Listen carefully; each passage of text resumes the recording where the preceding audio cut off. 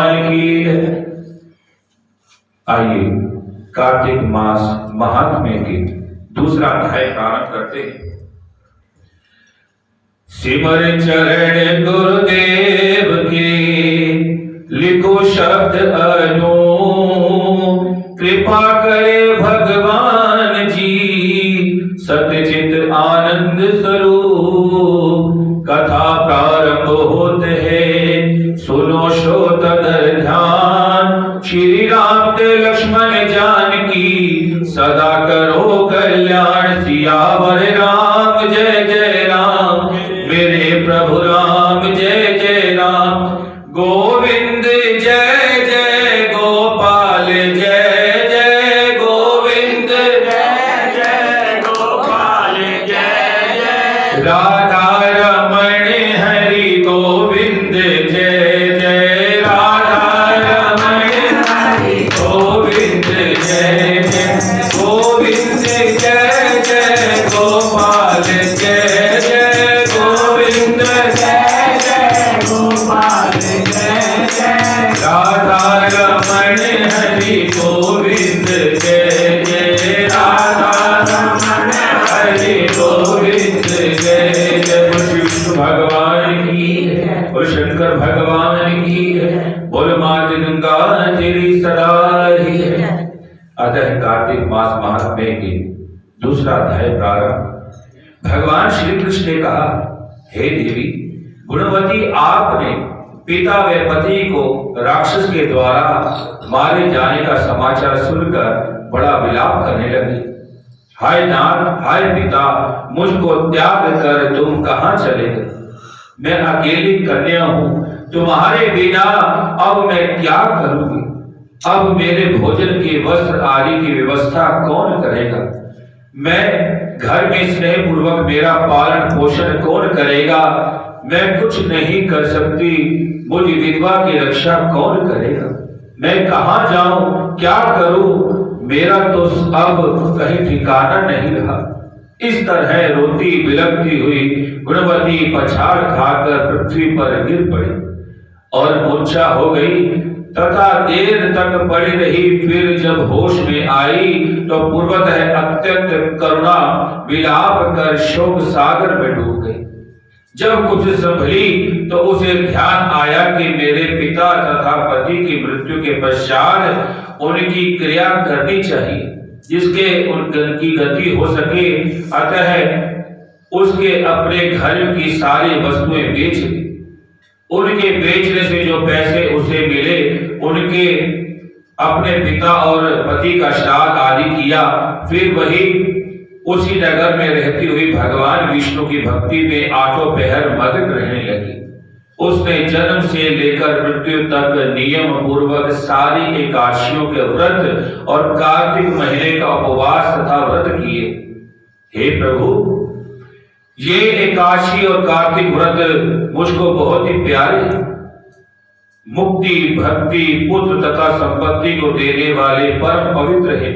जो मनुष्य कार्तिक मास में जब तुला राशि में सूर्य आता है तो सवेरे उठकर स्नान करते हैं, व्रत उपवास करते हैं, वह मुझे बहुत ही प्यारे होते हैं। क्योंकि यदि वह बड़े पापी भी हो तो स्नान वह व्रत के प्रभाव से उनको मोक्ष की प्राप्ति हो जाती है। श्री विष्णु भगवान की जय।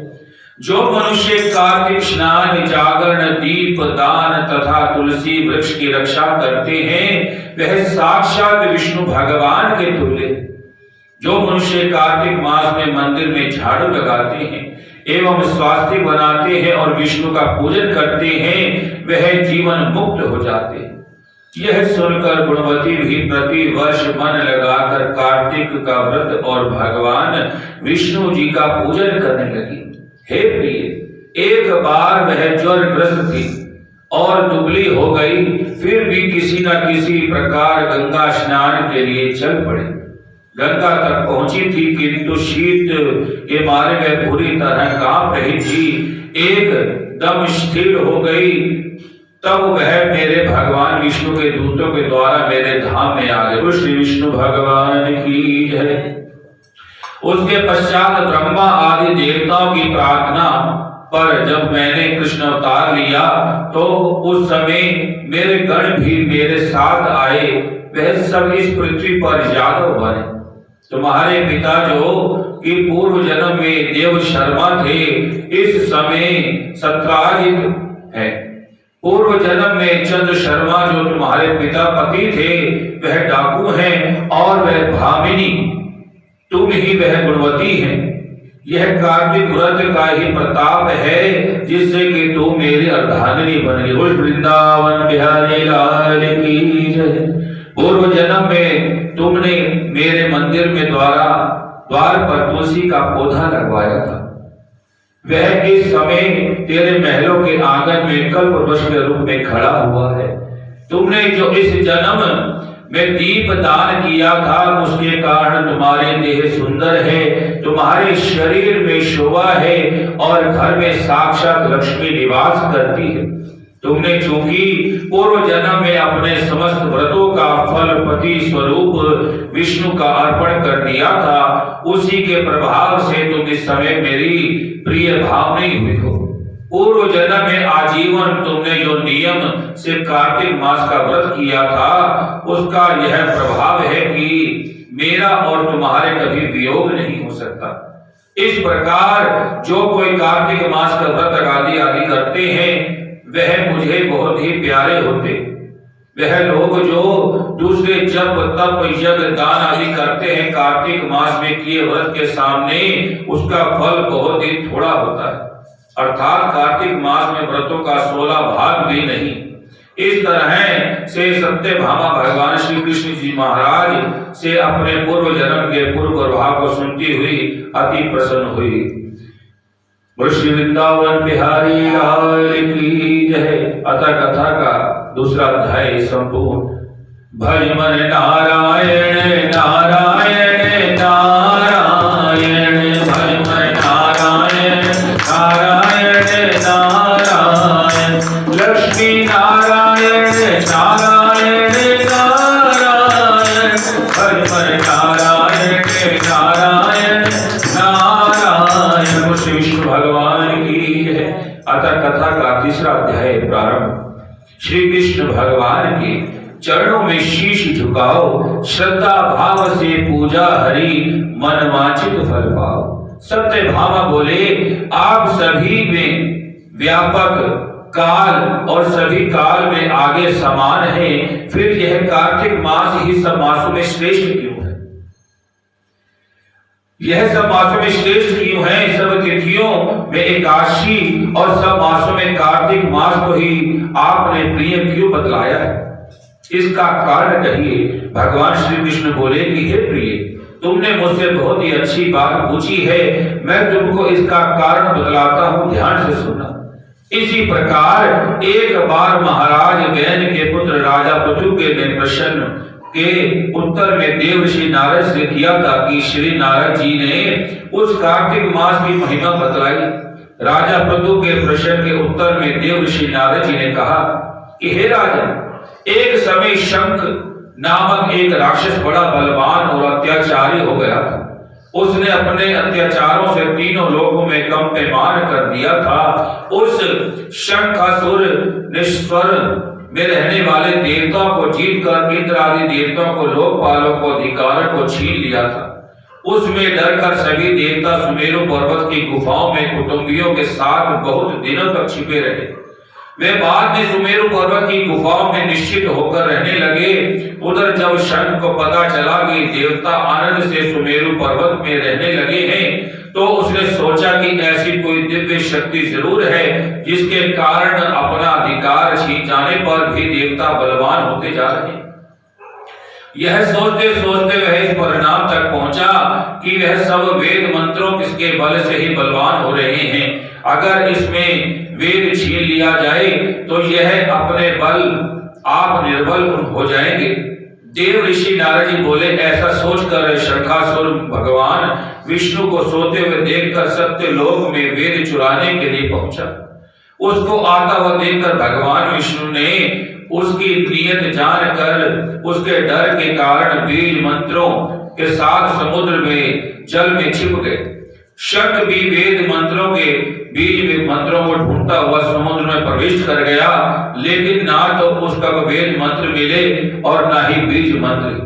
जब शंख समुद्र से निराश होकर वापस लौटा तो उस समय श्री ब्रह्मा जी पूजा की सामग्री लेकर सब देवताओं के साथ भगवान विष्णु के शरण में पहुंचे और भगवान की गहरी नींद से जगाने के लिए गाने बजाने लगे और धूप गंध आदि से बार बार पूजन करने लगे।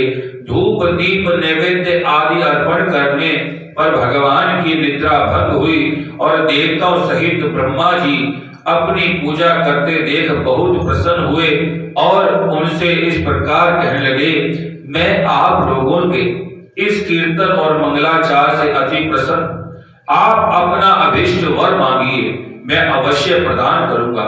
जो मनुष्य अश्विनी मास के शुक्ल पक्ष की एकादशी से देवउठनी एकादशी तक ब्रह्म मुहूर्त उठकर मेरी अर्चना करेंगे, वह तुम्हारी तरह मेरे प्रसन्न होने के कारण सुख के प्राप्त लेंगे। श्री विष्णु भगवान की है। यह जो पाद्यम अर्घम आशुन्यम और जल आदि सामग्री आप लोगों मेरे लिए लाए हैं, वह अनंत गुणों वाली होकर आपका कल्याण करेगी। शंख जो वेद चुरा कर ले गया है, वह सबके सब समुद्र में ही है। अतः मैं शंखासुर को मारकर उन्हें ले आता हूं। आज से बीज मंत्र और वेदों के साथ चारों वेद प्रति वर्ष कार्तिक मास में जल में विश्राम किया करेंगे। अब मैं मत्स्य का रूप धारण करके समुद्र में जाता हूँ और आप लोग भी ऋषि महर्षियों के साथ लेकर मेरे साथ चलें। जो कार्तिक मास में पहर रात्रि पहले स्नान करते हैं, वह निश्चय ही अक्षय फल को पाते हैं। वह अज्ञात में अमृत स्नान कर फल प्राप्त करते हैं। हे देवेंद्र, जो कार्तिक मास में व्रत करते हैं, उन्हें सब प्रकार के धन पुत्र पुत्री आदि देते रहना और उन्हें सब आपत्तियों से भी बचाते रहना। हे धनपति कुबेर जी, मेरी आज्ञा अनुसार तुम उनका धन धान्य बढ़ाते रहना, क्योंकि इस प्रकार का आचरण करने वाले प्राणी मेरे रूप धारण करके जीव मुक्त हो जाता है। जन्म से लेकर मरण पर्यंत जिनकी विधि पूर्वक यह उत्तम व्रत कर लिया है, वह आप लोगों को भी पूजनीय है। आप लोगों ने मुझे कार्तिक शुक्ल एकादशी को जगाया है, इसलिए यह एकादशी मान्य है और मुझे बहुत ही प्रिय है। हे देवताओं, यह दोनों व्रत नियम पूर्वक करने से प्राणी मेरे समीप पहुंचते हैं। इन व्रतों के करने से जो फल प्राप्त होता है, वह अनन्य व्रत से मिलता है। इसलिए हर मनुष्य को सुखी और निरोग रहने के लिए कार्तिक महात्म्य और एकादशी कथा सुनते हुए उपयुक्त नियमों का पालन करना चाहिए। श्री वृंदावन बिहारी लाल की है। कथा विसर्जन होते है, सुनो श्रोत धर ध्यान। श्री राम ते लक्ष्मण जानकी, सदा करो कल्याण। सियावर राम जय जय राम, मेरे प्रभु राम जय जय राम। गोविंद जय जय गोपाल जय जय गोविंद जय जय गोपाल जय जय। राधा रमण हरि गोविंद जय जय। राधा रमण हरि गोविंद जय जय।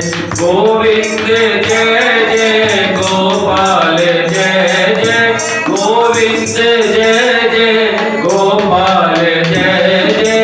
राधा रमण हरि गोविंद जय जय। राधा रमण हरि गोविंद जय जय। विष्णु भगवान की है और शंकर भगवान की है। बोल मात गंगा तेरी सदा ही जय। आज की कथा यही संपूर्ण होती है।